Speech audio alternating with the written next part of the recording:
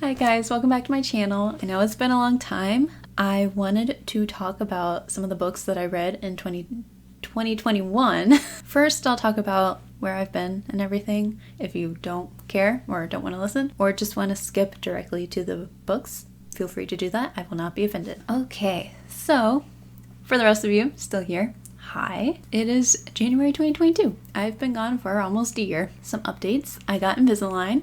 I'm not done with them yet. I'm still in refinements, and I did 2 videos on that if you caught them. I am planning to do another update about refinements in maybe the next few weeks. Our beloved dog Rex died in June, and that really is the main reason why I stopped recording. We made the decision to put him down at the end of May because his health was not good, and we did spend our last weekend with him. We did all his favorite things, and I recorded it all, so I'm planning to put that together into a little like tribute, and that'll be up at some point. I've edited part of it, but it's a really emotional thing to edit, so I haven't been able to finish it.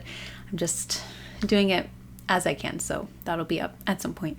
And then after that, I was not in a good place. I was still grieving people that we lost in 2020, and after we lost Rex, then it was a lot. It was a lot. I'm not going to sugarcoat it. I was in a bad place, and then I started therapy, and that's been very helpful. And even though we were going to wait to get another dog, one thing led to another, and in August we adopted a puppy from the Humane Society. And let me tell you, we could not have chosen a more puppy of a puppy. He's the most puppy. He's been so hard to manage, and so that's why I didn't record for the last half of 2021, because I literally could not. He barks at everything. He chews everything. He's 8 months old now, and he's just starting to chill out a little bit. Like he's in the room with me. He's over there in his crate. He's sleeping like a good boy. Maybe I'll be able to start filming a little bit going forward. But who knows? He's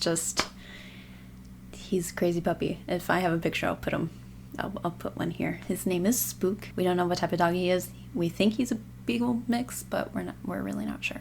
He's starting to be more lovable. He's starting to like want to cuddle now. He will sleep a little bit and not try to like terrorize our entire house anymore. So things are looking up. Okay, let's talk about some books. So in 2021, I read 56 books. A lot of those were rereads. Almost all of them were audiobooks, and a lot of them were manga. The longest book I read was Dune. If you recall, a year ago, I said that I was going to read Dune in 2021, and I did. I know, I can't believe it either. I powered through. About halfway through, I did have to switch to the audiobook, and I did see the movie before I read the whole thing, but the movie's only the first half of the book, so I liked it. I didn't love it. I enjoyed parts. I'm not going to read any of the other books in the series. I feel like I did my due diligence. I got through it, and that is like a big check mark off of my TBR. I will say that y'all know I'm a pretty like decently big Star Wars fan, and this book ruined Star Wars for me. Because I used to think Star Wars was so unique and creative and original. And after reading this, I now know that it really isn't. Star Wars borrows heavily from this book. The Jedi are basically a combination of the Bene Gesserit and the Mentats, except you took out the women, so thanks, George Lucas. I mean, I still love Star Wars, don't get me wrong. I'm still on a Star Wars podcast, having a great time, but it just kind of took the luster out of Star Wars for me. The shortest book I read was If the Fates Allow, a short story by Rainbow Rowell, because I will read anything that Rainbow Rowell writes, and this one was about, it's set in 2020, it's set like Thanksgiving of 2020, so it's almost like still too relevant. It deals with the pandemic, COVID-19, and like seeing relatives during that, and it could be triggering to some people. This is a short story, of course, it's Rainbow Rowell, so there's gonna be a love story, and it's very short audiobooks, like an hour long. I think it's free on Amazon Kindle. So if you're in the mood for a very short, sweet romance, there you go. I've been like leaning more into sci-fi lately, less into YA and more into sci-fi. I think, I'm in my late 20s. 30 is coming very, very fast. It had to happen sometime where I started reading more adult books, and I think it's happened. I'm like an old maid now. Favorite sci-fi that I read was a reread of Jurassic Park. I liked it even more the second time, and I love the Jurassic Park movie. They're very similar in some ways, but the book is like more action-packed. It has a lot more in it, and it's very good. And even the themes of it, the philosophical side of it, mostly all coming from Ian Malcolm. I love all that. I actually just finished reading The Lost World. Not as good. I would skip The Lost World. Not worth it. Jurassic Park is very good. I read a lot of manga. I finished all of Attack on Titan because it ended in 2021, and I love that series so much. It feels like a modern epic. I love it so much. And so I just sat down one evening and read the whole end of it in one go, which I don't recommend because it gets pretty intense there at the end.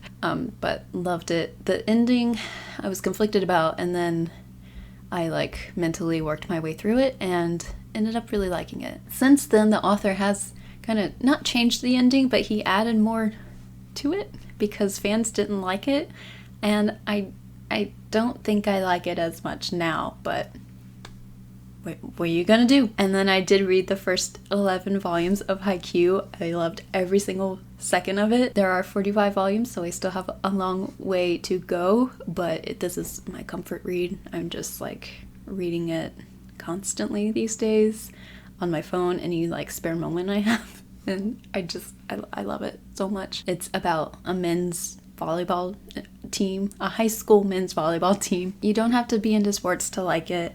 It's very character driven. The anime, the first season is on Netflix if you're interested. I just think it's really cute and just very, very comforting. I did read a lot of poetry this year. I got more into poetry, which I've been wanting to do. Some poetry collections I liked were Life on Mars by Tracy K. Smith, and I really liked Bright Dead Things by Limón. Of all the poetry collections I read in 2021, this one was my favorite. The biggest letdown, I don't even have my copy anymore because I got rid of it because I really was disappointed in this book, and I'm still surprised that so many people like it. My biggest disappointment of 2021 was The Midnight Library.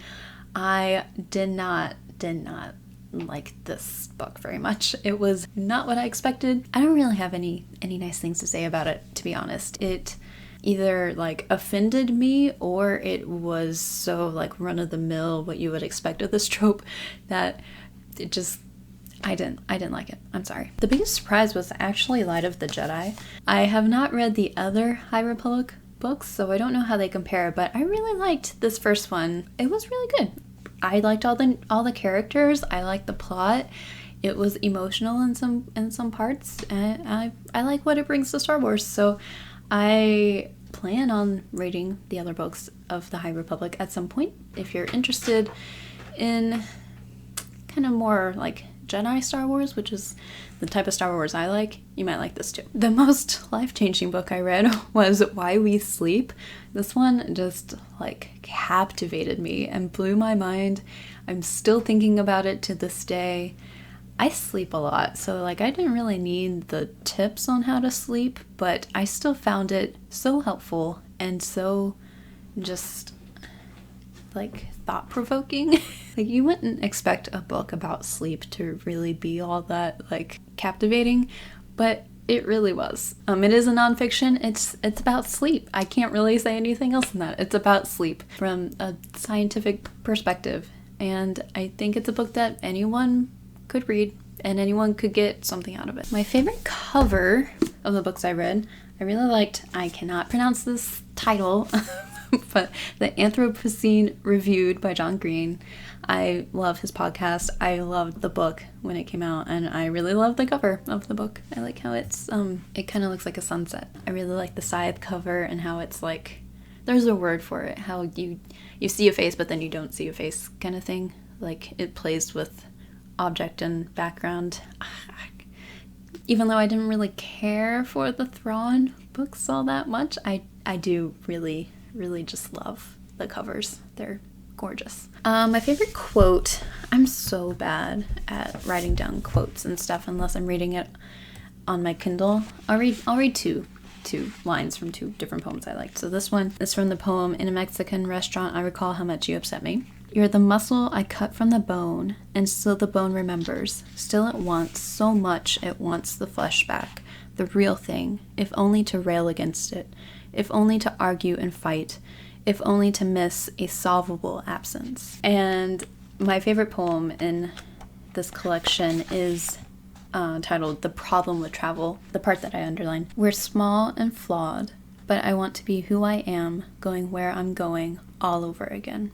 And I love that. Books that made me cry. John Green always makes me cry. And then I also read Know My Name by Chanel Miller and cried like every page. Of course, I cried while reading the Attack on Titan finale, specifically volume, I think 31.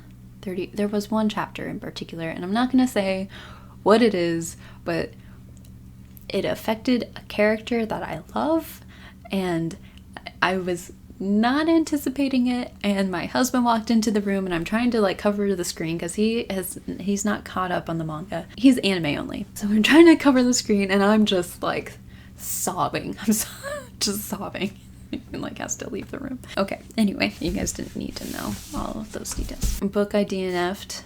I feel so bad for DNFing this, and I'm going to pick it back up again. This was my most anticipated read of the year, but Clara and the Sun by Kazuo Ishiguro. I love his books, and it really wasn't anything against this book.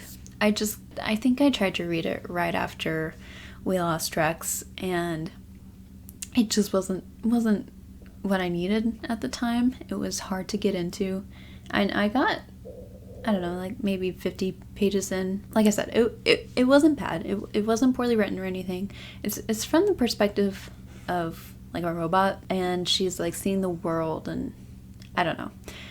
It just wasn't what I needed at the time, but I'm planning to pick it back up this year and read it again. I read the physical copy, and then I thought, well, maybe I'll switch to the audiobook, but this isn't the type of book that, in my opinion, works super great as an audiobook. So I need to read the physical copy, and I will do it this year or sometime in the future, but 2021 was not the right time. By the way, I'm facing this way instead of that way because last time I tried to film, Spook was afraid of my camera. This is normally where I work during the day, and I like have laptops and stuff and microphones all and so I thought that this would be a way to kind of ease him into the camera. So I'm sorry you don't get my beautiful bookshelves in the background. Instead you get my reading chair and my lamp. It's still, I guess, reading related because this is where I read books. But it's not my pretty bookshelves. My favorite book of the year was Know My Name by Chanel Miller. I can't say anything bad about it. It was very intense. So if you don't know about this, most people know about this book, but if you don't, it's written by the young woman who was sexually assaulted by Brock Turner on Stanford's campus, and she wrote that really beautifully written impact statement at the trial that got like widely circulated on BuzzFeed, and she wrote a book, and the book is so beautiful. It's just I can't even like explain. Like, it's beautifully written. It is very, very powerful and heartbreaking too. I underlined so much. It's a hard topic. It can be triggering to some, but definitely worth a shot if you think that you might like to read it. Not really enjoy it, but I gave that book 5 stars. It was good. I mean, other than the books that I reread. Most of the time I only give 5 stars to the books that I'm rereading because I tend to appreciate them more the second go, but that one I gave 5 stars. My least favorite book of 2021 was Sharp Objects by Gillian Flynn, and I was so disappointed in this one because I love Gone Girl and I love the other one, Dark Places. I I enjoyed both of those books, and they're very different from each other. Well, they still have that dark tone, and all three of her books are set in Missouri, which is the state I'm from. So I feel like such kinship when I read the books, even though they're about like terrible people in terrible places. But Sharp Objects, I just didn't like. I didn't like the story. I didn't like the characters. I like the setting because like I could relate to it. This is her debut novel, and you can kind of tell it just doesn't seem to the same standard as her other two books. And some other thoughts on some other books I read that don't really fall into a category. I read some books on puppy parenting, and this one was the best. The Puppy Primer by Patricia B. McConnell and Brenda, I don't know how to say this name, Sidmore. This was fabulous and exactly what I needed, because I have never had a puppy before. This book is our first puppy. And after going from a senior dog to a puppy, it was a whole new world. So this book was very helpful. The one that wasn't very helpful was Cesar Millan's book, How to Raise a Perfect Dog.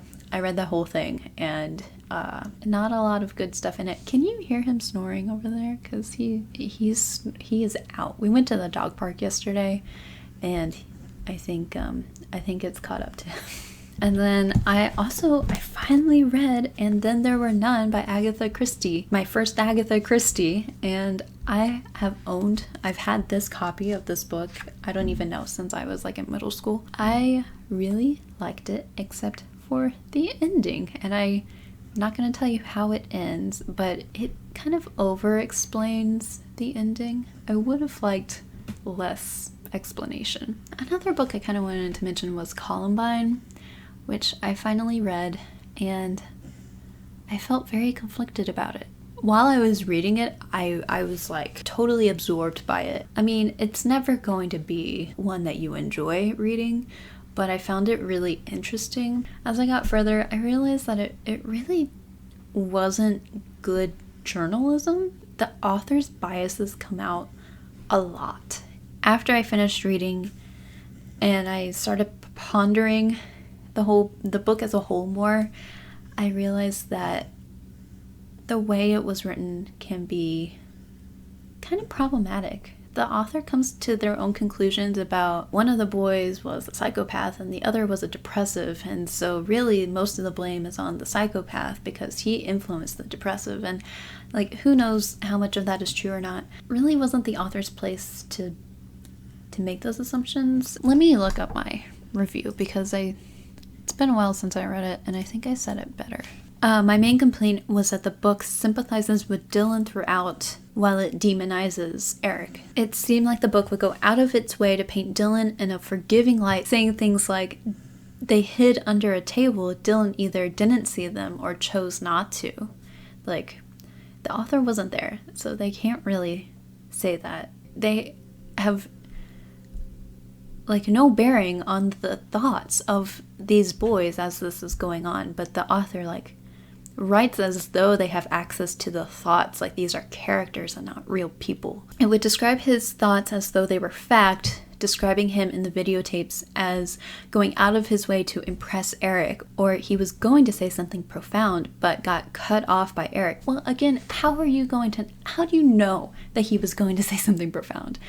And there's so many parts of the book that are written that way that after I finished it and I started thinking about it, it really bothered me. Sorry, that got cut off. I don't know how much you saw. But I started at 5 stars and then I took it down to 4. And really, at this point, I could take it down to 3 or 2 because I don't trust the way it was written. And it was also written like 10 years ago. And it's kind of seen as like the de facto book on Columbine. I would really, really be interested to see an updated version, especially in light of all of the school shootings that have happened since Columbine.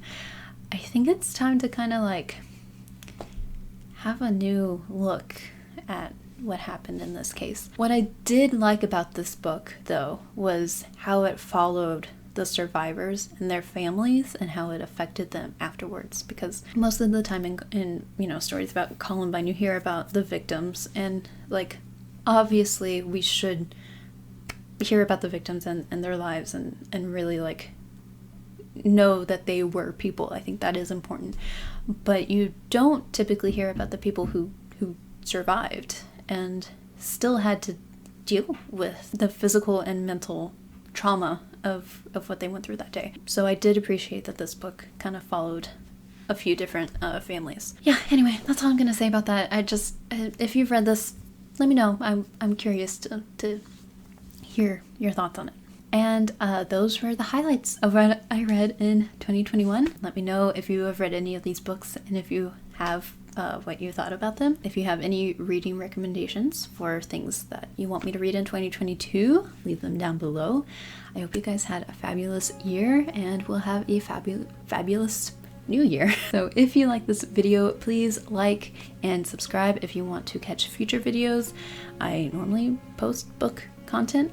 Lately I've also been posting Invisalign content if you're interested in that. Okay, thanks for watching. Bye. I know it has been a long time.